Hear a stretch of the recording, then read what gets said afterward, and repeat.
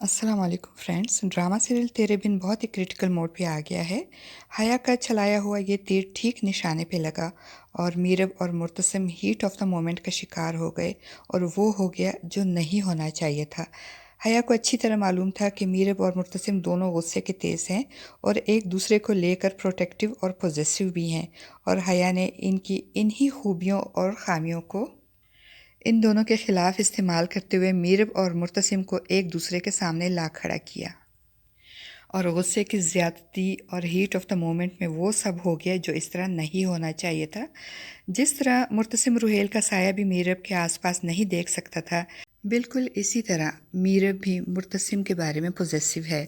और अब जब इसने हया को मुर्तसिम के गले लगे देखा तो बर्दाश्त नहीं कर सकी, और हया की हकीकत जानने के बावजूद कि वो कितनी झूठी और खुदगर्ज है, मुर्तसिम की बात सुनने या इस पर एतबार करने के बजाय मीरब ने ना सिर्फ मुर्तसिम पे हाथ उठाया बल्कि इसके मुंह पे थूक कर इसकी हैसियत भी जताई, जिसमें मुर्तसिम को भी तैश आ गया।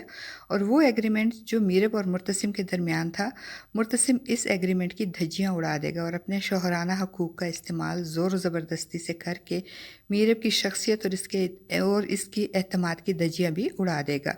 और ये सब कुछ इस वक्त होगा जब बाहर मरियम की रुखसती की तैयारियां हो रही होंगी। नोरेस के घर वाले भी मुर्तसिम को पूछते रह जाएंगे और मरियम भी मीरब और मुर्तसिम का इंतज़ार करती रह जाएगी।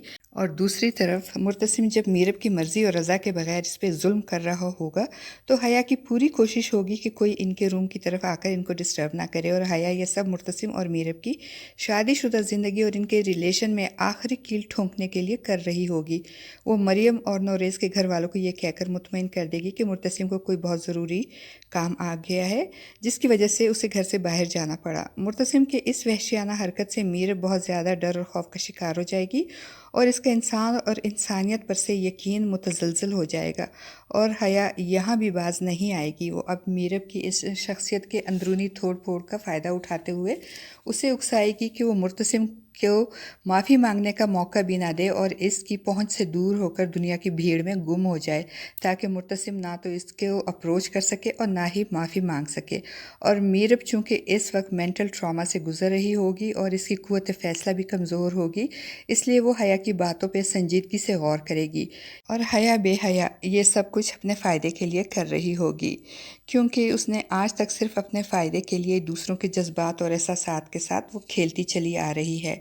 लेकिन उसे ये नहीं पता कि अल्लाह की लाठी बे आवाज़ है, जब इसको पड़ेगी तो इसको भी अल्लाह याद आ जाएगा। और फ्रेंड्स, दूसरी तरफ मरियम रुखसत होकर तो चली जाएगी, मगर वो नोरेस को किसी अंधेरे में नहीं रखेगी और इसको अपने माजी की गलती यानी अनस की मोहब्बत के बारे में ईमानदारी से बता देगी।